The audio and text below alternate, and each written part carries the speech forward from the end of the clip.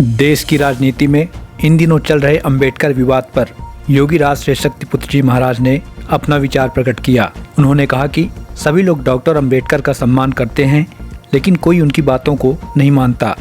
उन्होंने आगे कहा कि संविधान का निर्माण जिस लक्ष्य की पूर्ति के लिए किया गया था, वह लक्ष्य आज भी अधूरा है। इसके साथ ही श्री शक्तिपुत्र जी महाराज ने अंबेडकर और नेहरू के बीच के संबंध की भी चर्चा की। आजादी के बाद सत्ता मक्कारों के हाथ में गई।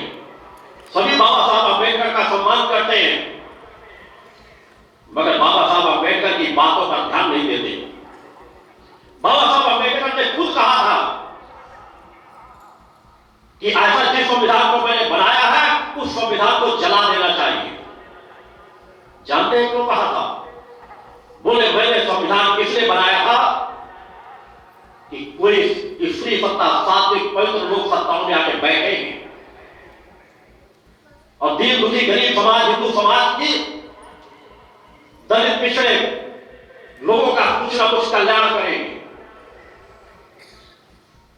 हिंदू धर्म की रक्षा हो सकेगी।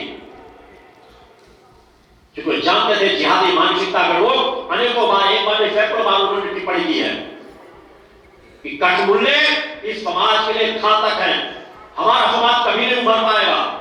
ये कठमुल्ले हमारे समाज को इस्लाम धर्म में परिवर्तित करते जा रहे हैं। व्यथित थे वो इस बात को लेकर के। और जब उसे पूछा गया कि आपने स्वयं संविधान को बनाया और इस संविधान को आप जला देने की बात कहते हैं, तो क्यों कहते हैं?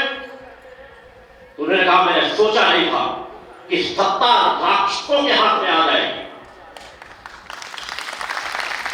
जिस चाचा नेहरू को आपको पढ़ाया गया, चाचा नेहरू का पाठ जैसा पढ़ाया जाए उसे बच्चे सीखेंगे और वैसा उनको सम्मान देना प्रारंभ कर देंगे। मगर उस काल के लोग क्या समझते थे? वह जानना बाबा साहब अंबेडकर से ज्यादा सही बात कहने वाला और कोई व्यक्ति उस काल में नहीं हो सकता था। क्योंकि जिस गरीबी से, जिस परिवार से, जिस परिवेश से उठ करके वो आगे बढ़े थे, वो सभी के दुख दर्द को, समाज को समझते थे। वो जवाहरलाल नेहरू को राक्षस मानते थे। उनकी नीतियों का विरोध करते थे। इसलिए उन्होंने अपने मंत्रिमंडल से भी हटना पड़ा। उनको बात होकर के त्याग पत्र देना पड़ा कि उनकी कोई बात नहीं सुनी जाती थी। और उनका अपमान जवाहरलाल नेहरू ने जितना भरसक किया है, उतना शायद किसी ने नहीं किया। मगर आप दुर्भाग्य से आजादी के बाद 50 साल तक कांग्रेसी उसी समाज का शोषण भी करते रहे, उनके नायक का अपमान भी करते रहे, उन्हें कभी सम्मान का एहसास नहीं दिया। जो योग्य थे, सक्षम थे, पात्रता रखते थे, सम्मान पाने का अधिकार रखते थे, उन्हें वह अधिकार नहीं दिया। मगर समाज को गुमराह करके, उसी समाज के वोट बैंक से लेकर के नेहरू खानदान सत्ता में 50 साल सुख होता रहा। शिक्षा मंत्री भी बनाया गया, तो एक मुसलमान को बनाया गया। वो ईसाइयों के लिए सब कुछ करने के लिए तैयार थे, मुसलमानों के लिए सब कुछ करने के लिए तैयार थे।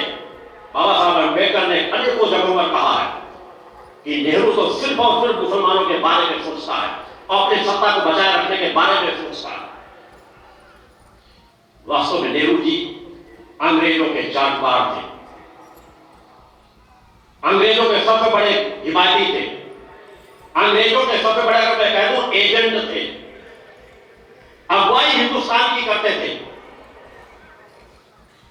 जब आजादी के बाद अनेकों लोग, कोई आंदोलन में अनेकों लोग, जब बड़ा समूह पकड़ लिया जाता था, गिरफ्तार कर लिया जाता, उन्हें यातनाएं दी जाती थी, जेलों में भेज दिया जाता था, तब जवाहरलाल नेहरू अंग्रेजों में मिलकर के अपने आप को भी अरेस्ट करवा देते थे और ऐसे जेलों में रखते रहते थे जहां अंग्रेज उनकी पूरी व्यवस्था देते थे, तो आराम को, सुख सुविधाओं का, खाने वाला अलग से रसोइया भेजा जाता था, अलग से बर्तन दिए जाते थे, सब कुछ संसाधनों को दिए जाते थे।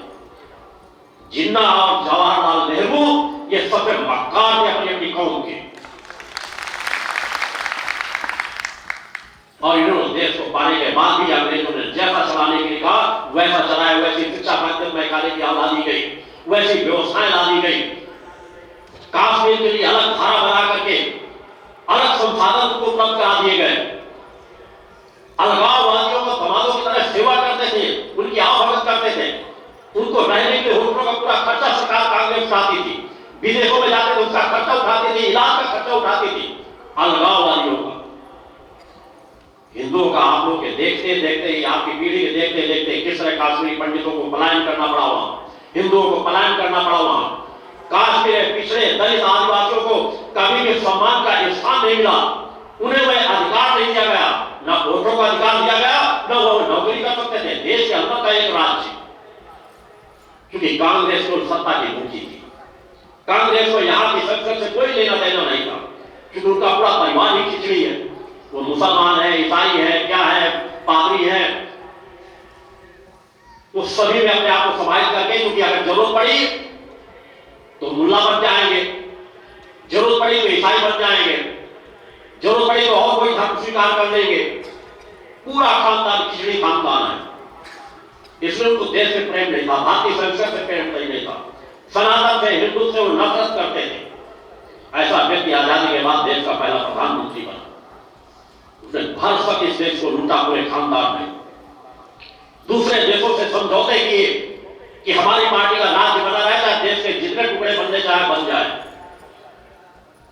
जिहादियों को बराबर स्थान दिया जाता रहा। और आज भी वर्तमान परिस्थितियों में भी कांग्रेस पार्टी सहित कुछ और देश की ऐसी पार्टी है जो कठपुतलियों का समर्थन करती है, खुल करके करती है। उन्हें कोई इसकी का परहेज नहीं है, क्योंकि ताकतवर बन चुके हैं भ्रष्टाचार कर करके। वो पार्टियां हो, चाहे पश्चिम बंगाल की ममता बनर्जी की पार्टी हो, चाहे अखिलेश यादव की पार्टी हो, ये सत्ता का सुख भोग भोग करके इतना धन कमा चुके हैं, इतनी अपनी प्रॉपर्टी बना चुके हैं कि वो जानते हैं बस हमको सत्ता मिलती रहे, चाहे हम कुछ करते रहे, चाहे सनातन को गाली देते रहे, हिंदुत्व को गाली देते रहेंगे, हम सत्ता में काबिज रहेंगे। चाहे स्टालिन वगैरह हो या और जो छोटी मोटी पार्टियां हैं देखो, मगर हिंदुत्व की कोई बात नहीं करना चाहते। और हिंदुत्व का यह मूल नष्ट हो गया, हमारी संस्कृति नष्ट हो गई, हमारी विचारधारा नष्ट हो गई। तो फिर जगह जगह जो आज ईसाई धर्म में परिवर्तन कर रहे हैं, इस्लाम धर्म में परिवर्तन करा रहे हैं, तो आपके बच्चे भी कोई ईसाई बनेगा, कोई इस्लाम धर्म को स्वीकार करेगा और उन्हीं जिहादियों की तरह का जीवन जिएगा। फिर कोई ऋषि नहीं बन पाएगा, कोई साधक नहीं बन पाएगा, कोई श्रेष्ठ महापुरुष नहीं बन पाएगा, कोई त्यागी और बलिदानी नहीं बन पाएगा। मानवता को तार तार किया जाने लगेगा, छोटी छोटी बातों में एक दूसरे के गले काटेंगे और वह स्थान फिर भी हिंदुओं को नहीं मिलेगा।